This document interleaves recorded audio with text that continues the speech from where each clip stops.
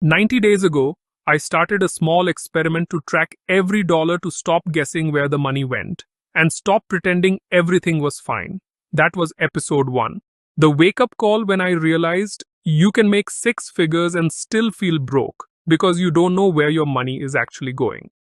Then in episode 2, I learned how to take control. I learned to budget in a way that fits my life, not someone else's spreadsheet. And I found out that when you stop the leaks, the panic eases and the breathing room starts to appear. So here I am now, with a little cash in savings, with fewer subscriptions quietly stealing my paycheck, with a tiny emergency fund that stopped me from waking up in cold sweats. And I keep asking the same question everyone asks when they stop surviving and want to actually build a future. What do I do with this money now? That's the real missing piece for most Americans and for a lot of people watching right now. We are great at making money. Some of us are getting raises, hustling more gigs, working longer hours. But we are terrible at putting that money to work for us. And the proof is everywhere. Empty savings accounts, no retirement plan, I'll invest later excuses, and a social feed full of people flexing things while their bank accounts whisper red. If you've ever thought, I don't know where my money goes, or budgeting sucks, or even I'm scared to open my 401k page, then this episode is for you. Because today, we stop pretending that saving is enough and we start talking about making your money actually grow in ways that make sense for a normal person with a normal job, no Wall Street degree, and a life that includes rent, student loans, and the cost of existing in America. I'm not here to sell you hype. I'm not here to promise overnight riches. And I'm not going to tell you to put everything into some trending coin or a night viral stock tip. Instead, I'm going to show you simple, honest ideas that any one of us can start this week. Whether you have 25s, $250, or a few thousand sitting in a checking account. Because the truth is that the earlier you move, the more time is on your side, and the more your money can grow while you sleep. In this episode, we lay out the basics. Plain language, no jargon, so you walk away knowing what investing is, why it matters in a country where inflation eats cash and where most people never learned this in school, and what a normal person can do right now to get started. We'll cover the 3 simple paths that most people should know. Broad funds that own lots of companies, workplace accounts, like your 401k, where employers might match part of your savings, and accounts you control directly like IRAs. And we'll talk about how your approach should change depending on your stage of life. Because investing for someone under 30 looks totally different from someone in their 40s or someone gearing up for retirement. This episode is not the deep dive tutorial. Those are coming. This is the motivation and the map. We'll explain the what and the why in plain English. We'll show the simple first steps. And then in later episodes, we'll do step-by-step guides. How to open accounts, which low-cost funds most people choose, how to automate contributions, and how to avoid the hype traps that cost people thousands. So if you stuck with me through the first 2 episodes, tracking your money and building a real-life budget, congratulations, you already did the hardest part. You stopped guessing. Now let's use that clarity to do something the majority of Americans never do. Learn to invest simply, sensibly, and slowly, so your money finally starts working for you.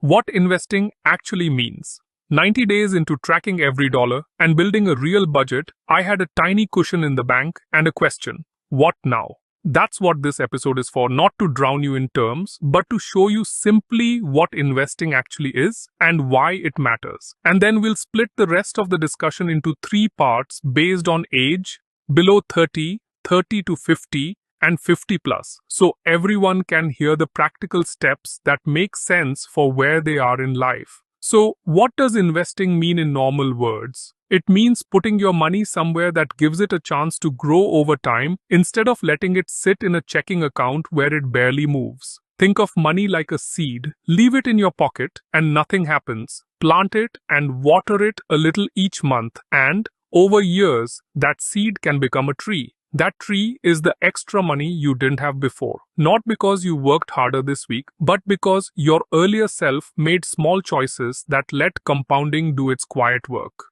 A few basic pieces you should know. Plain and short, stocks are simply pieces of a company. Buying one means you own a little of that company and share in its wins and losses. Bonds are more like loans you give to a company or government that pay you interest and tend to be steadier.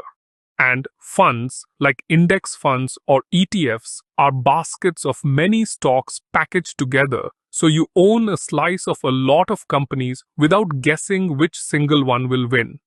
Funds are the easiest way for most people to get started because they spread risk and don't require you to be a stock picker. Two tiny rules that change everything.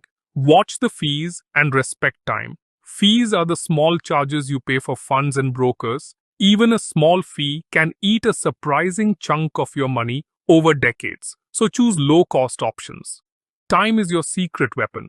The earlier you start, the more the small growth compounds into big change. To show it simply, if you invest $100 and it grows at 7% a year, after 1 year you have $107. After 2 years, about $114. And after 10 years, that $100 will almost double. That's not instant riches. It's steady, quiet growth that turns small, consistent actions into real results. A few practical rules before you even touch an app.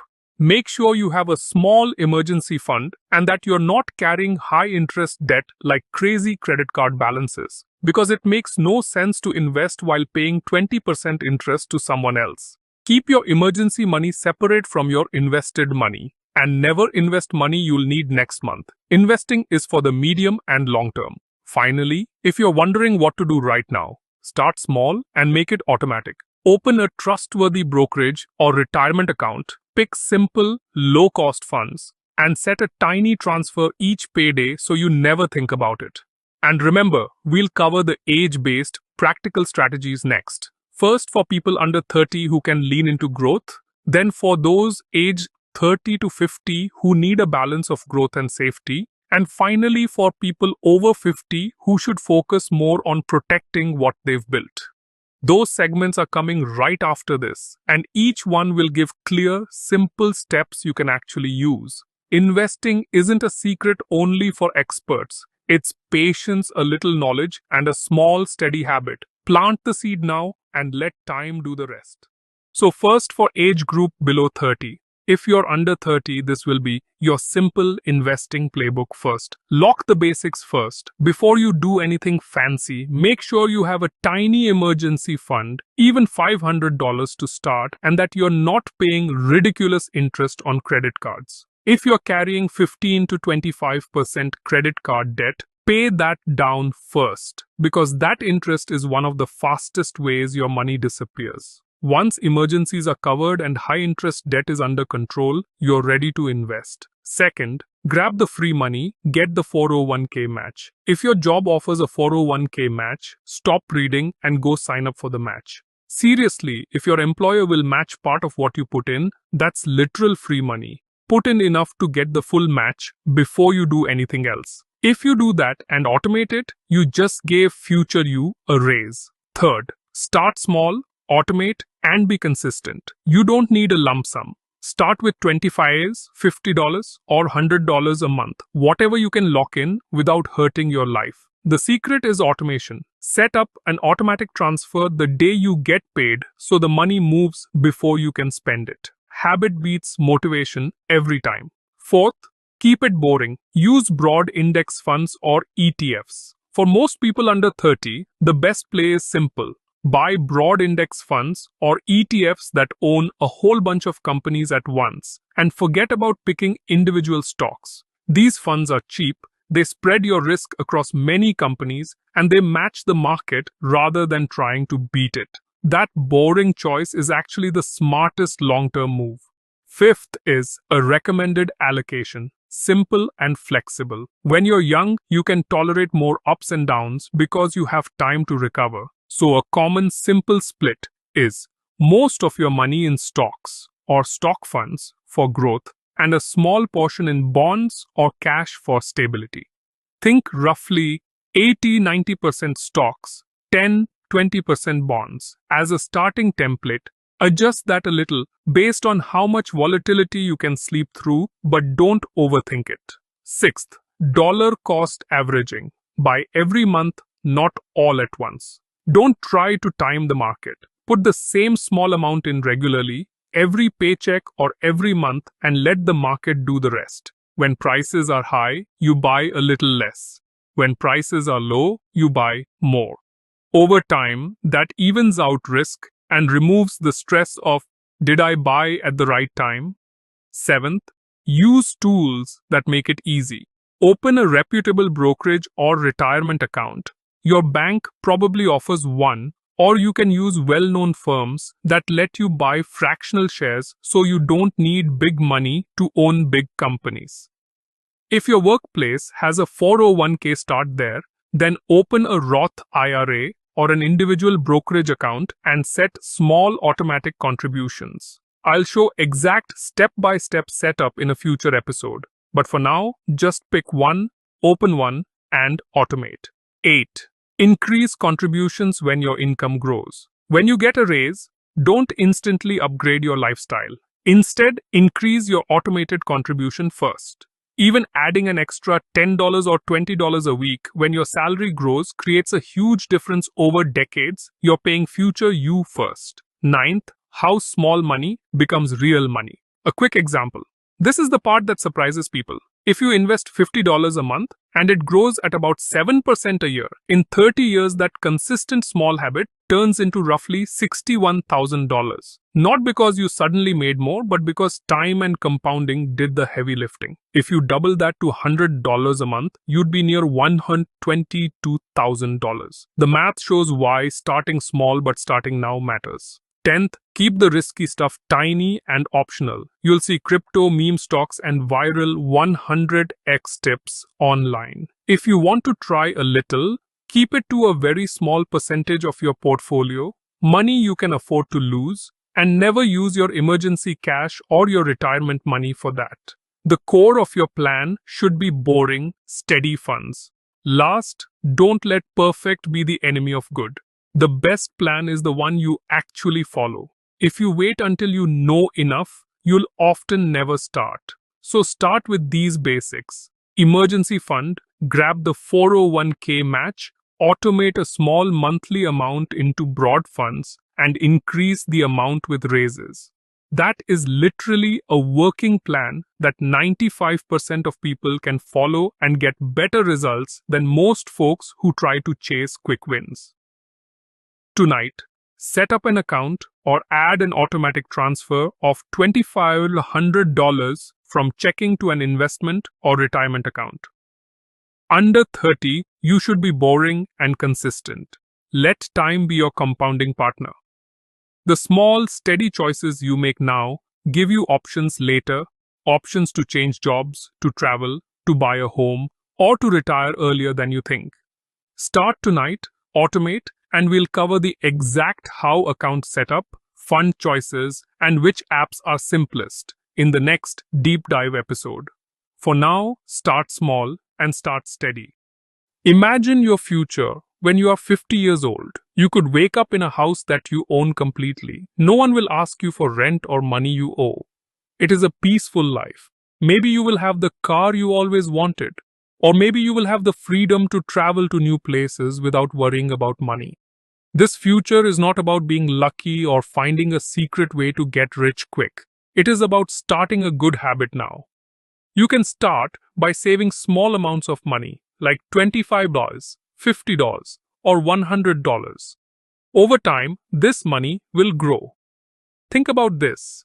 Every time you spend money on things you don't really need, like fast food or services you don't use, you are taking money away from your future. You can still enjoy your life today, but you should also save a small part of your money for your future self. The best part is that starting in your 20s is like having a special advantage. The earlier you begin saving, the more your money will grow. That is why we talked about the basics of investing for people under 30 today. In the next episode, we will talk about what to do if you are starting later, at age 35, 45, or older. Don't worry, I will explain the steps for every age. For now, your task is easy. Open a savings or investment account. Set up automatic payments to that account. Share your dream in the comments. Are you saving for a house, a car, or the freedom to quit your job? When you name your dream, you start working to make it real. Also, if you have not seen episode 1 or 2, you should watch them now. Episode 1 explains why having a lot of money is not useful if you don't manage it. Episode 2 shows you how to make a budget that you can stick with. These episodes are the first step for everything else we will do. If this episode helped you think about your future, please like the video, subscribe, and share it with a friend who wants to be better with money. The truth is, when you start saving early, your dreams can become plans.